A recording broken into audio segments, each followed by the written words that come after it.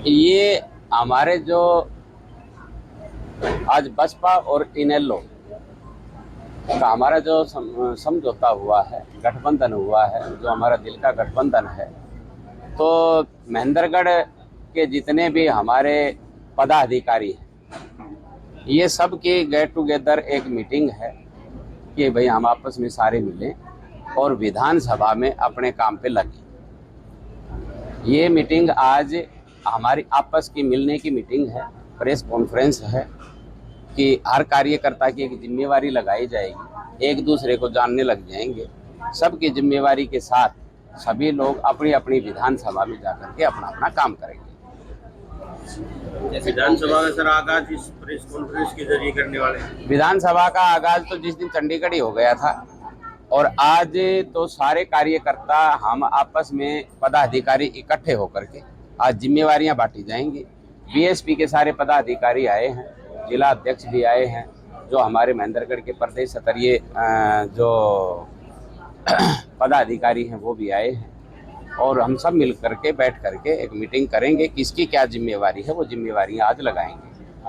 जिला अध्यक्ष का दायित्व आपके पास, तो बीएसपी के साथ आपका गठबंधन हुआ है, तो उम्मीदवार होगा जिले के अंदर बीएसपी का? 2 उम्मीदवार तो हमारे घोषित हैं। महेंद्रगढ़ से मैं घोषित हूँ इंडियन नेशनल लोकदल पार्टी से, और अटेली के अंदर हमारे बीएसपी से आदरणीय ठाकुर अतरलाल जी घोषित हैं, और 2 विधानसभाओं में पार्टी के शीर्ष नेताओं ने अभी घोषित करने बाकी है। भाजपा ने नॉन स्टॉप हरियाणा का एक नारा दिया है, क्या कहेंगे? भाजपा का तो सारा नॉन स्टॉप ही है। नॉन स्टॉप जहाँ नारा लग जाता है तो नॉन स्टॉप बाहर चले जाते हैं, वो हरियाणा से बाहर चले जाएंगे नॉन स्टॉप। हरियाणा मांगी हिसाब यात्रा थोड़े दिन में महेंद्रगढ़ में आने वाली है कांग्रेस पार्टी। हरियाणा हिसाब मांग रही है, कांग्रेस का हिसाब तो चल रहा है आजकल, आपको पता ही है। हरियाणा के अंदर कांग्रेस जो हिसाब मांग रही है तो कांग्रेस को हिसाब मिलने लग रहा है ना। कितने अरबों खरबों के जो घोटाले, कई कई हजार करोड़ के घोटाले जो चल रहे हैं, वो सब के सामने आ रहे हैं। इस प्रकार से केंद्र ने बजट पास किया है, बजट को लेकर क्या कहना? बजट के अंदर कोई किसी का भी कोई भले की बात नहीं है। महंगाई उतने की उतनी है, गरीब आदमी के ऊपर सदा मार पड़ती है, वो गरीब के आदमी के ऊपर इन्होंने मार डाल दी है, और पैसे वाले के ऊपर जो बड़े बिजनेसमैन व्यापारी हैं, ये सदा जो है भला उनका ही करते हैं। गरीब आदमी के लिए कोई इस बजट में अच्छाई नहीं है। ये बजट है, ये गरीब विरोधी बजट है। सर, विधानसभा में किन मुद्दों को लेकर आप? विधानसभा में अनेकों मुद्दे हैं। महेंद्रगढ़ में तो सबसे बड़ा मुद्दा तो एक ही मुद्दा है कि महेंद्रगढ़ को अलग और नारनौल को अलग जिला बनाना चाहिए। आज देखा जाए तो जो हमारे कुम्हारों की ढाणी से जो आदमी चलता है और नारनौल जब हेड ऑफिस में पूछता है, तो आप ये देखो कि उसको करीबन 80 किलोमीटर एक साइड पड़ता है, जब दोनों साइड जाता है तो 160 किलोमीटर। ऐसा कोई भी गांव किस हरियाणा में नहीं है जो 160 किलोमीटर पे पड़े। ये हमारे महेंद्रगढ़ में है, और जब महेंद्रगढ़ जिला है तो इसके हेड ऑफिस जिले में रहने चाहिए। हमने दोनों पार्टियों ने मिलकर के हमने एक अपने शीर्ष नेतृत्व को भी इससे अवगत करवाया है। शीर्ष नेतृत्व ने इसके बारे में बिल्कुल हावीकार हुए हैं कि जिस दिन हमारी बीएसपी इनेलो की सरकार आएगी, महेंद्रगढ़ के जो ऑफिस हैं वो महेंद्रगढ़ में स्थापित किए जाएंगे और नारनौल को अलग जिला बनाया जाएगा। तो सर, जिस प्रकार से देखने में आ रहा है, एक और संघर्ष समिति ने भी पहले इसमें अपना प्रयास किया था, वो भी नहीं हो पाया, और अभी एक टीम बलवानपुर की भी लगी हुई है, तो इसको लेकर अपना अपना प्रयास सब करते हैं, पर 2 आदमी यहाँ बिल्कुल भी प्रयास नहीं करते हैं। भारतीय जनता पार्टी का जो शीर्ष नेता है वो यहाँ प्रयास नहीं करता है, और कांग्रेस का जो शीर्ष नेता है वो यहाँ पे प्रयास नहीं करता है। वो प्रयास कैसे करें? उनको तो पैसे में ही फुर्सत नहीं है, उनको जिले से या विधानसभा से उनका कोई लेना देना नहीं है। हमारा जो इनेलो के पास है वो गरीब कार्यकर्ता है, बीएसपी के पास गरीब कार्यकर्ता है। हम सारे इकट्ठे हुए हैं, और हम सब गरीब जब मिल जाएंगे तो अब की बार सरकार बनाएंगे, और जब सरकार बनाएंगे तो इन्होंने तो कुछ किया नहीं, हम इस काम को पहले करेंगे। भाई जो भी राजनीति कर रहे हैं, जो यहाँ से चुनाव लड़ना चाहते हैं, उन्होंने भी, सबका एक अधिकार है, चुनाव लड़ने का भी अधिकार है, और जो जिले का मुद्दा है उसको उठाने का भी अधिकार है। तो जो लग रहे हैं उनका मैं धन्यवाद करता हूँ।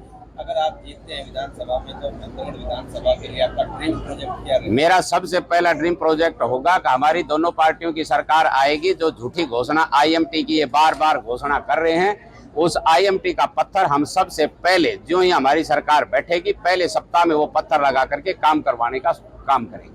पत्थर तो लगा हुआ है। पत्थर नहीं है। मैं आपकी जानकारी के तौर पे बता देता हूँ कि जब 5 साल पहले आदरणीय खट्टर साहब यहाँ पे आए थे, हरियाणा के मुख्यमंत्री थे, और उन्होंने यहाँ एक पत्थर खुदाना में लगाया था। वो IE का पत्थर था, पर वो पत्थर उसी समय, जो ही मुख्यमंत्री जी हेलीकॉप्टर में बैठे थे, उसी समय उस पत्थर को उखाड़ लिया गया था।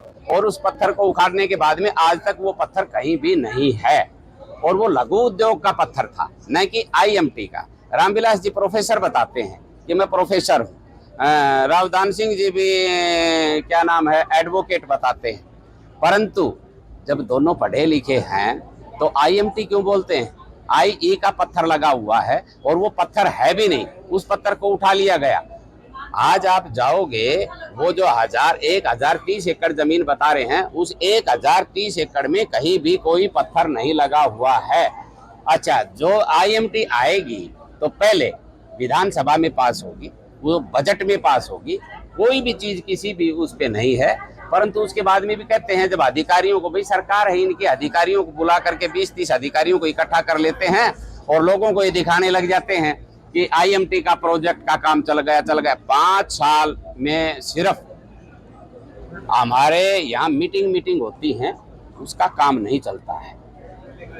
दोनों का विशेष रोल है, और शहर की दुर्दशा में एक तीसरा आदमी है, उसका भी विशेष रोल है। मैं आपको जानकारी के तौर पे बताना चाहता हूं कि हमारे यहाँ पे आपने कभी सुना होगा कि बंदरू जी, एक SDM साहब हमारे यहाँ पे आए थे। वो SDM थे, उन्होंने हमारे ये कॉम्प्लेक्स है, शॉपिंग कॉम्प्लेक्स है, वो बंदरू जी ने बनवाया था और बस स्टैंड बाहर निकलवाया था। ये पुराना बस स्टैंड था। उसके बाद में संदीप सिंह जी सबसे ज्यादा समय यहाँ पे SDM रहे। उनके पिताजी शिक्षा मंत्री रहे। हरियाणा सरकार में उनका पूरा हाथ रहा है। अब आज संदीप सिंह जी कहते हैं कि मेरे को बनाओ और इस महेंद्रगढ़ को सोने का बना दूंगा। तो पहले ये बताएं कि जितने दिन वो SDM रहे हैं, क्या उन्होंने कोई एक ईंट भी विकास की लगवाई? रावदान सिंह जी से पूछा जाए। हाँ, मैं कह रहा हूं, हमारे यहाँ जो हुड्डा पार्क बना हुआ है, ये हुड्डा पार्क क्या है कि हमारी IMT की जमीन थी। रावदान सिंह जी ने ये जमीन कन्वर्ट करवाई थी पार्क। उसके बाद में इसके अंदर कोई घास लगी, कोई पेड़ लगा, कोई लाइट लगी, कोई टाइल लगी, कोई रेत डला। इसका पूरा विकास कार्य मैंने करवाया था। 50 लाख रुपया इसका BRGF स्कीम के तहत मैंने देने का काम किया, जो कि लोगों को इस बात का पता नहीं है। महेंद्रगढ़ में जितनी भी बड़ी लाइटें लगी थी, वो हमने BRGF स्कीम के तहत लगाने के लिए काम किया था। महेंद्रगढ़ में जिला प्रमुख रहते हुए इस शहर में मैंने बहुत पैसा दिया था, परंतु पत्थर पे हमारा नाम क्यों नहीं? कि सरकार हमारी नहीं थी, इसलिए पत्थर पे नाम हमारा। पर मुझे एक बात की खुशी थी कि मेरे महेंद्रगढ़ में काम हो रहा है। तो महेंद्रगढ़ का विकास ये 2 आदमी हैं, ये कभी नहीं करवा सकते।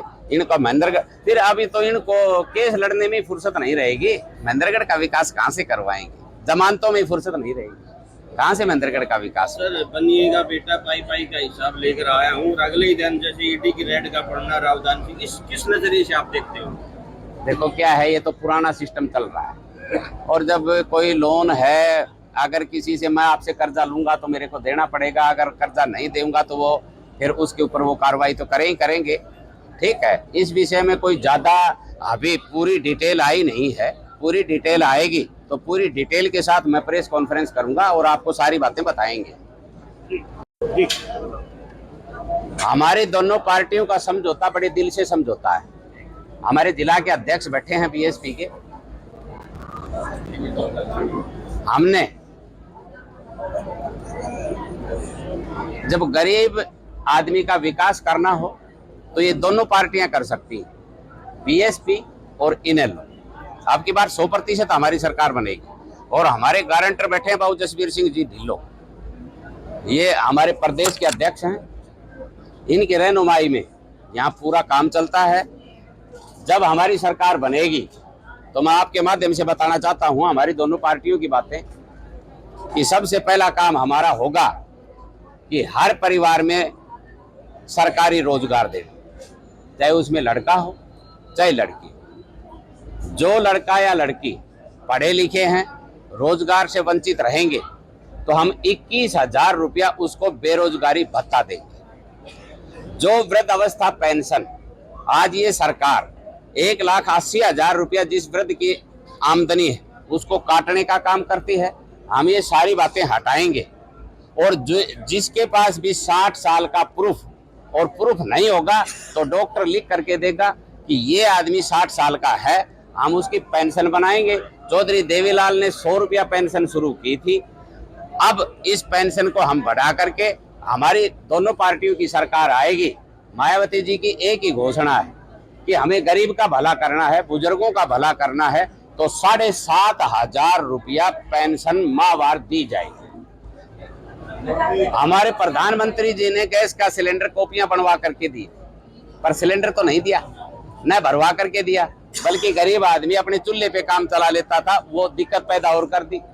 हमारी पार्टियों की दोनों की सरकार आएगी, हम हर महीने एक सिलेंडर एक परिवार में मुफ्त देने का काम करेंगे, उसे कोई पैसा नहीं लिया जाएगा, सिलेंडर भरवा करके उसके घर भेजने का हम काम करेंगे। प्लस 1100 रुपया जो घर की गृहिणी है उसको 1100 रुपया हर महीने दिया जाएगा। हमारी जो योजनाएं हैं वो गरीब का भला करने की योजनाएं हैं। हमारे बीजेपी प्रधान भी बैठे हैं, आप इनसे भी पूछिएगा। हमारे जसवीर सिंह जी और शेखावत साहब ये सारे आए हैं, आप इनसे भी पूछना। हम ये चुनाव आम जनता के लिए चुनाव लड़ेंगे। मैं इस जिले का जिला प्रमुख रहा, मैंने आज तक न तो कोई ट्रस्ट खोला है, न मैंने कोई चंदा किया है, न मेरे ऊपर कोई आरोप कि मैंने 400 गांव में पैसा दिया। कोई गांव का सरपंच ये नहीं कह सकता, कोई अधिकारी कर्मचारी नहीं कह सकता कि सुरेंद्र कौशिक ने जितना पैसा बांटा 2 रुपए की किसी की चाय पी। यहाँ तो लोगों ने ट्रस्ट खोल करके कई करोड़ों रुपया यहाँ लोगों से इकट्ठा किया है, जिसमें लाखों रुपया चंदा मैंने भी उन ट्रस्टों में देने का काम किया है, जो आज यहाँ ढिंढोरा पीटते हैं कि मैं तेरी मदद करूंगा मेरी पेंशन में से। वो सब झूठे ढकोसले हैं, झूठे ड्रामे हैं। हमने जो मदद की लोगों की वो अपने घर से की, अपनी जेब से की। हमने दूसरे की जेब में से निकाल करके दूसरे को दे करके हम अपने मुंह मियाँ मिठू नहीं बने, हमने अपना घर लुटाने का काम किया है। और चौधरी ओम प्रकाश चौटाला का और मायावती जी का एक ही आदेश है कि गरीब की लड़ाई हम चौक के ऊपर भी लड़ेंगे, गरीब का हम भला करेंगे, गरीब आदमी को किसी प्रकार की कोई। सर, ये जो बसपा का जो गठबंधन है ये लंबे समय से रहा है। मान्यवर साहब काशीराम और चौधरी देवीलाल जी उनकी लंबे समय से दोस्ती रही है, उनके समय से ही गठबंधन है, ये कोई नया गठबंधन नहीं है। और ये जो गठबंधन है परिवार का गठबंधन है, ये टूटने वाला गठबंधन नहीं है। जो आप लोग पिछले की बात कर रहे हैं कि पहले गठबंधन कैसे टूटा, उस समय हम लोग गोहाना रैली में मौजूद थे। तो जो ये सब जो दूसरी पार्टियां थी, बीजेपी जैसी पार्टी, उन्होंने पता नहीं दुष्यंत जी के माइंड में क्या बन रखा था, क्योंकि उनको तो उप मुख्यमंत्री बनना था। तो उप मुख्यमंत्री तो वो इनेलो में रहते हुए बन सकते थे, लेकिन उनको पता नहीं किस चीज़ का डर था और उस डर के वजह से वो लोग अलग हो गए। नहीं तो सरकार तो हमारी उस समय बन गई थी, बीएसपी और इनेलो की गठबंधन था, उस समय सरकार बनाई थी हमारी। तो हरियाणा में बसपा कितने सीटों पर चुनाव लड़ेगी? सर, अभी 38 और 37-53 पे हमारा गठबंधन हुआ है सर, जिसमें 37 सीटों पर बीएसपी लड़ेगी। केंद्र सरकार ने बजट पेश किया, उस पर क्या? सर, बजट जो है ना वो तो दिखावा ज़्यादा लग रहा है, क्योंकि उसमें सिर्फ जो आंकड़े हैं उसकी जो है ना गोलबंदी से की हुई है, उसकी जिसमें गरीब के लिए, बेरोजगार लोगों के लिए उसमें कोई स्थान नहीं है। क्योंकि बेरोजगारी कम करने के लिए या गरीबी कम करने के लिए इसमें बजट में इस प्रकार कोई प्रावधान नहीं है।